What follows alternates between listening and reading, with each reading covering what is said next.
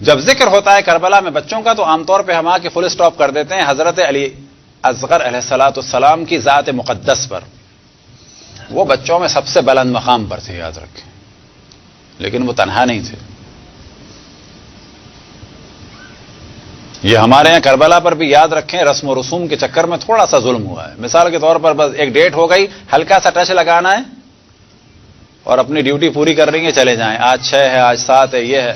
باقی جو ہے وہ ان کا ذکر ہو یا نہ ہو، کیا جھنجھٹ میں پڑے ہیں، لوگ بور ہو جائیں گے، اگلے سال بلائیں گے نہیں بلائیں گے، کیا فائدہ، مجلس سخت ہو جائے گی. اصل ضرورت کیا ہے پڑھنے کی جب خود بخود انسان پڑھ رہا ہے؟ کتاب کھولنے کی ضرورت کیا ہے؟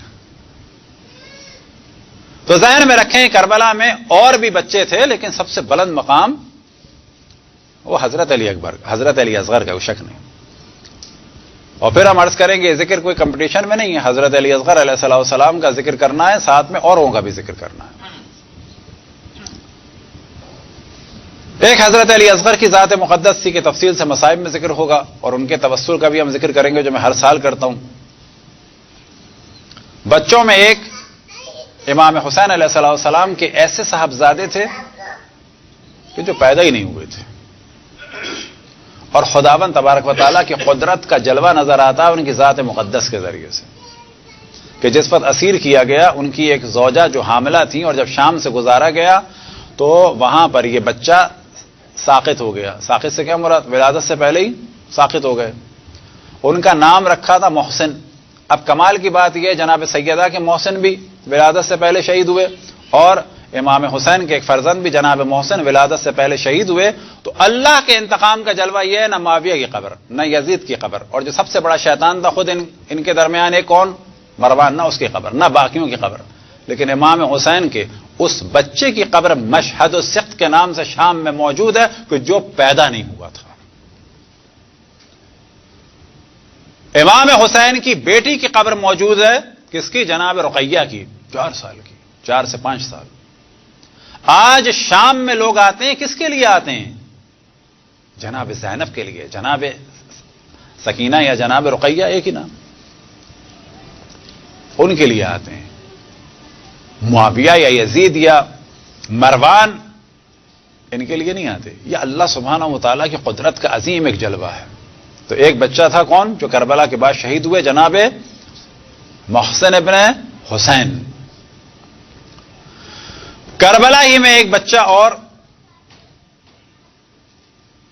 وہ تھے جناب محمد ابن ابی سعید ابن عقیل، کہ جس وقت امام حسین کی شہادت ہو چکی اور خیمے جلائے جا رہے تھے تو ایک چھوٹا سا بچہ خیمے سے گھبرایا ہوا باہر نکلا اور گھبرا کے ادھر ادھر دیکھ رہا تھا. اور یہ بچہ تقریباً 5-6 سال کا تھا یا اس سے کچھ زیادہ، اور ان کا نام تھا محمد، اور وہ بیٹے تھے ابو سعید ابن عقیل کے، یعنی حضرت عقیل کے پوتے تھے. اور وہ گھبرا رہے تھے اور کچھ خواتین نے پکڑنا چاہا، اتنے میں ایک شخص نے جو ہے وار کیا اور وہ بچہ وہیں ختم ہو گیا. عصر عاشور جب خیمے جلائے گئے تو امام حسن کی نسل سے 2 بچیاں، ان کی اپنی بیٹیاں نہیں ہیں کیونکہ اپنی بیٹیاں 3-4 سال کی نہیں ہو سکتی، ان کی نسل سے 2 بیٹیاں، ایک ام الحسن اور ام الحسین، یا ام الحسن یا ام الخیر. یہ 2 بیٹیاں تاراجی خیمے کے وقت یہ بچیاں شہید ہوئی. حضرت عقیل کی صاحبزادی جناب عاتکہ کہ جن کو امام حسین نے سفر میں تسلی دی تھی اور ہم نے اس دن بھی ذکر کیا تھا، وہ تاراجی خیام کے وقت شہید ہوئی، تازیانوں سے جل کے، گھوڑوں کی ٹاپوں سے. 2 بچے کہ جو شام غریبہ میں ملے، اور انشاءاللہ اگر زندگی رہی تو شام غریبہ میں ذکر کریں گے، وہ تھے جناب مولا امیر المؤمنین کے 2 نواسے، جناب ختیجہ بنت علی کے بیٹے اور جناب عقیل کے پوتے عبد الرحمن ابن عقیل کے بیٹے. یعنی جس طرح سے حضرت عقیل کی شادی ہوئی تھی حضرت رقیہ بنت علی سے، تو عقیل کے بھائی معذرت جس طرح سے مسلم ابن عقیل کی حضرت مسلم ابن عقیل کی شادی ہوئی تھی رقیہ بنت علی سے، اسی طرح سے شادی ہوئی تھی عبد الرحمن ابن عقیل کی حضرت ختیجہ بنت علی سے. ختیجہ بنت علی کے 2 بچے تھے، سعد اور عقیل. یہ دو بچے غائب ہو گئے تھے، مل نہیں رہے تھے، کس عالم میں ملے جناب زینب اور جناب ام کلثوم کو تفصیل سے بیان کریں گے۔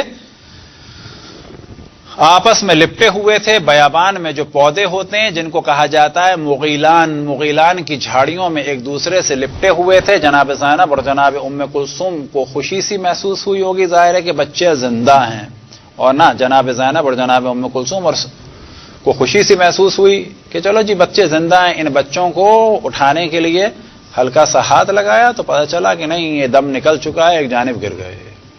پھر ان بچوں کی لاشوں کو اٹھا کے لائے، اسی جانب ماں جناب ختیجہ بنت حسین پریشان تھیں۔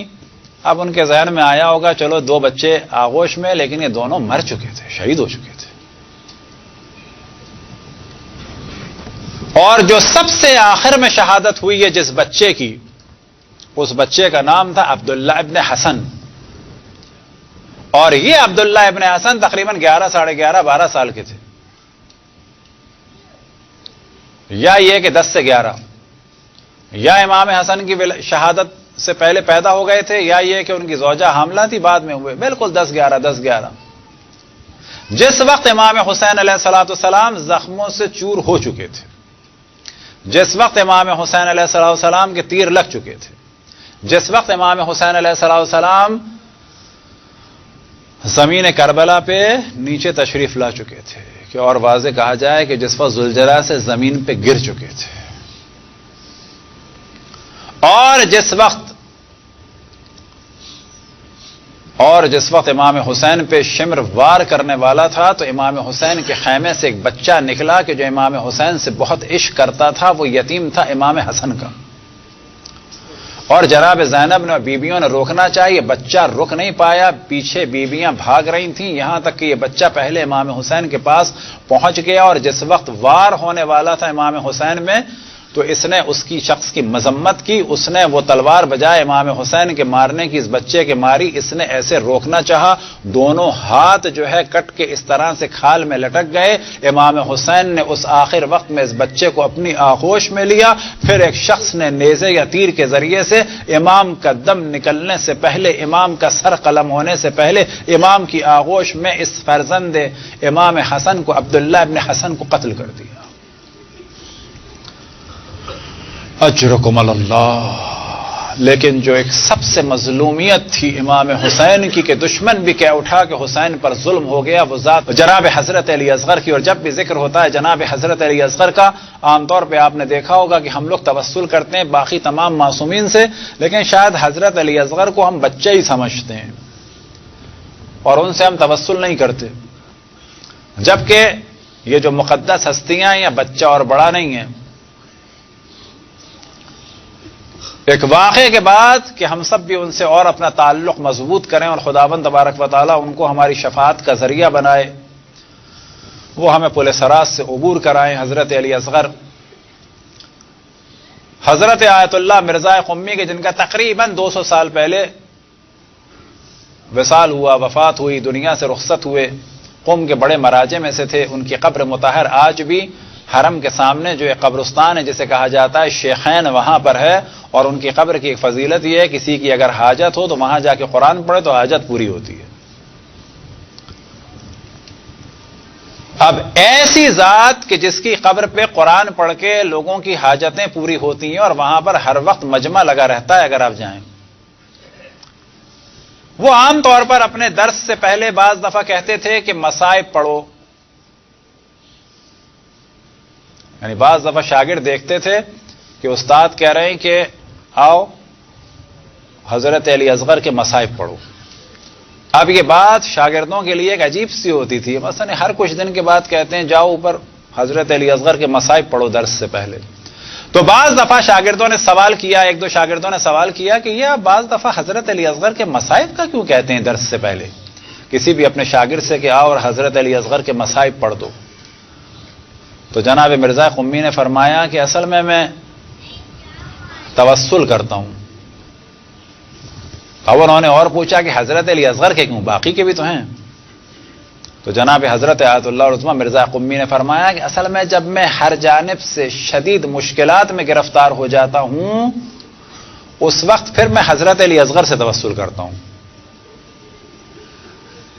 یعنی عام مشکل میں نہیں فرما رہے ہیں، جب شدید مشکل میں گرفتار ہوتا ہوں تو میں حضرت علی اصغر سے کانٹیکٹ کرتا ہوں. اب ان کے شاگردوں نے پوچھا حضرت علی اصغر سے کیوں؟ کہنے لگے اس وجہ سے کہ شہدائے کربلا میں وہ بہت منفرد ہیں، حتیٰ امام حسین بھی ایسے نہیں ہیں. ایک ایسی صفت ہے کہ جو ان میں جو امام حسین میں بھی نہیں ہے. البتہ ان سارے بچوں میں وہ صفت تھی نہیں تھی، یعنی ان باقی جو شہداء کا ذکر کیا ان میں بھی یہ صفت نہیں تھی. اب شاگردوں نے پوچھا کون سی ایسی صفت کہ جو حتیٰ امام حسین میں نہیں تھی اور جناب علی اصغر میں تھی؟ تو انہوں نے کہا کربلا کسی شہید میں یہ صفت نہیں تھی. اب شاگردوں نے سوال کیا وہ کون سی صفت؟ کہنے لگے جتنے شہدائے کربلا تھے بالآخر تھوڑا سا اپنا دفاع کر سکتے تھے. یہ جن بچوں کا بھی ہم نے ذکر کیا یہ سب بہت بڑے، ان کے قدموں پہ ہم قربان ہو جائیں، لیکن یہ بھاگ سکتے تھے، دوڑ سکتے تھے. وہ بچے سعد اور عقیل دوڑتے ہوئے دور چلے گئے. جناب عاتقہ اور ام الحسن اور ام الحسن یہ سب 8-8 9-9 سال کی تھیں، ادھر سے ادھر بھاگے. لیکن جناب حضرت علی اصغر کے بارے میں فرماتے ہیں کہ یہ منفرد ہیں، یہ ایسی صفت کسی میں بھی نہیں ہے. وہ صفت کیا ہے؟ وہ صفت یہ ہے کہ یہ اپنا ذرا سا بھی دفاع نہیں کر سکتے تھے. برحمتک یا ارحم الراحمین وصلی اللہ علی محمد وآلہ الطاہرین.